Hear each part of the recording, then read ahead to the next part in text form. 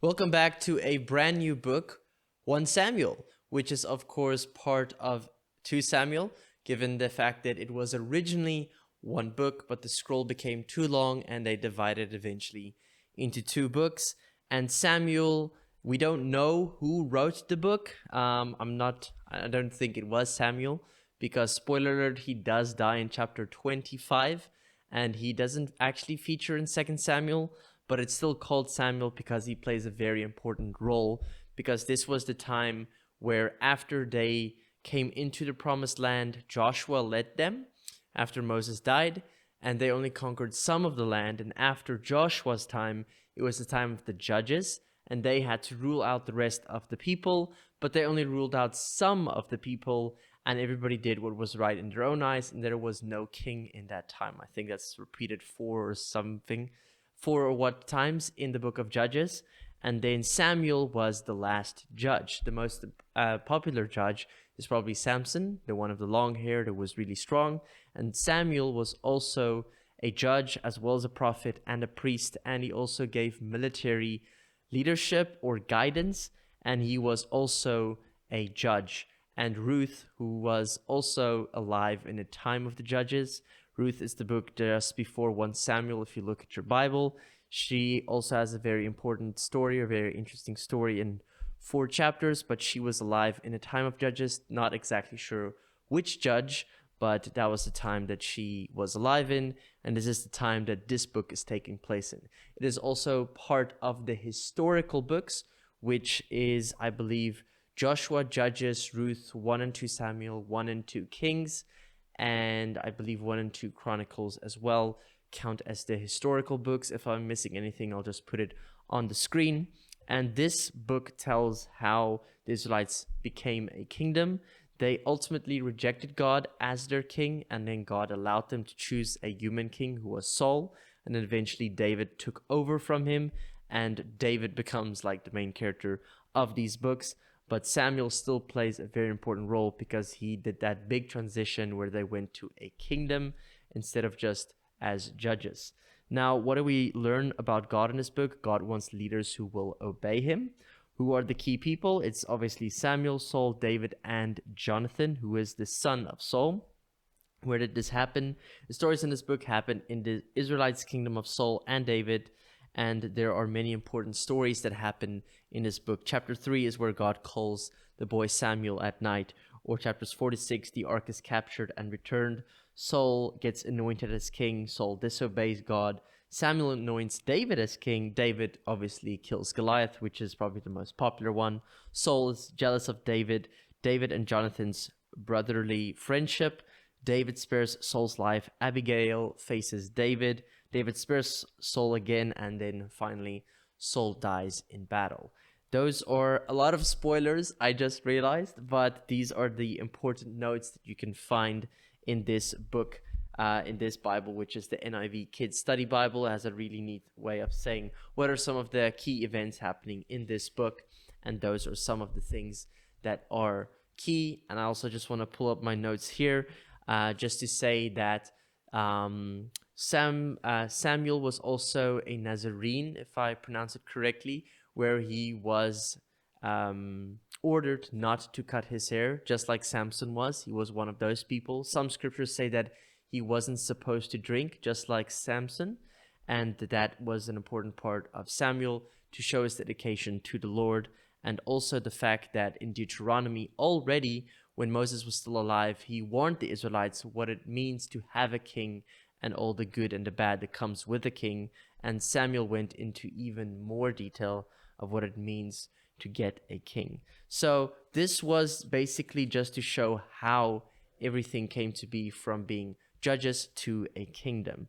And of course, this book is also great for some character studies, which we started just on Tuesday night. I'm recording this on a Thursday morning, and it will probably be released by tomorrow on Friday.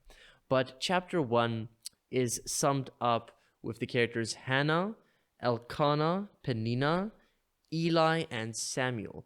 Hannah was one of the wives of Elkana. Elkana, you can gather from the second verse that he was an important person, and he had 2 wives actually. One of them, Peninnah, had children, but Hannah had none. And it was a very shameful thing for a woman to not be able to bear children because she most likely felt like a failure, that she wasn't a good wife to her husband.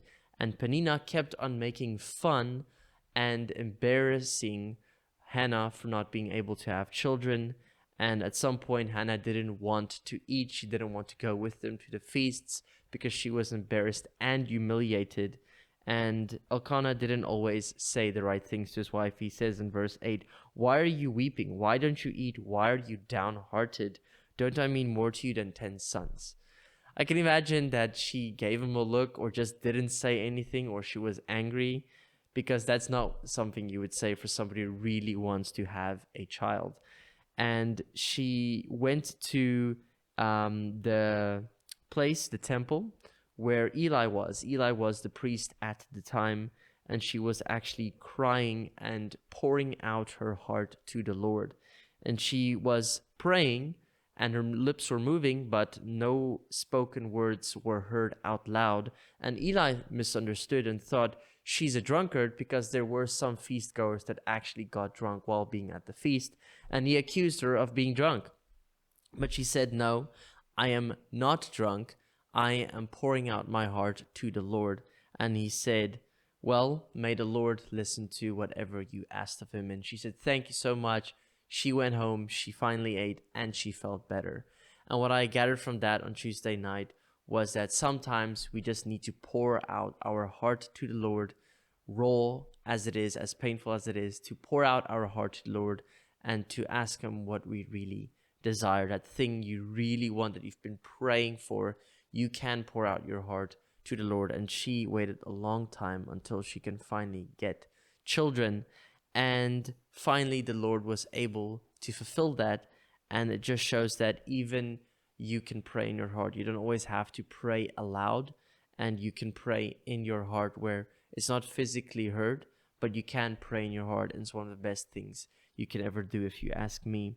And she went in peace, and it also showed that she poured out her heart to the Lord. She felt emotionally better after that. There was somebody who encouraged her and said, "May the Lord give you what you wanted."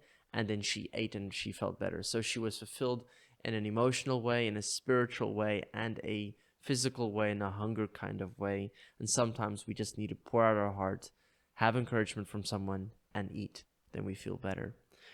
And after this, Elkanah went to Hannah, and he slept with her, and she actually became pregnant, and she bore a son, and she named him Samuel. Samuel sounds like the Hebrew for heard by God, and she actually dedicated Samuel. She said, "Lord, if I get a son, I will dedicate him to you." And that's actually what she did. I believe Samuel was 3 years old. They took him to Eli, and then from that age until the end of his life, he was serving at the temple of God, serving under Eli's guidance until Samuel took over, and he was actually there to guide them from a very young age. He was actually a child wearing priestly clothes at such a young age, which is actually quite incredible. But there's an interesting thing that happens in this chapter, and it's about the vow that she made, where she said that, "Lord, if you give me a child, then I will do this." And it happens a few times in the Bible. There was also one with Jacob where he said, "Lord, if you do this, then I will do that." I can't remember the exact example, but Jesus actually warned his followers to be careful to make such oaths, because I think the reason why it's dangerous to do things like that, even if you mean well, is that we can very easily just passively sit back and wait for God to do something and not take our faith into action. James chapter 2 says that faith without works is dead. So if you just expect God to do something and it might not be his will or his timing, and you say, "Oh, nothing's happening, and only if something happens, then I will do this," where no matter if God answers you or not, we are to be obedient no matter what. No matter how much it doesn't make sense or how much it hurts, we are to go there and do God's will. Because the problem with this kind of oath is that it's better to not make an oath than to make an oath and then you end up not fulfilling it. If you say, Lord, every day I will read the Bible 3 times, but then you end up not doing it, and then it's harder to back out of it, it would have been better to not make that oath. Rather, just let your word be yes. When you mean yes, it actually means yes, and when it's no, it's no. In other words, have integrity. You don't have to swear by an oath, and I will do this.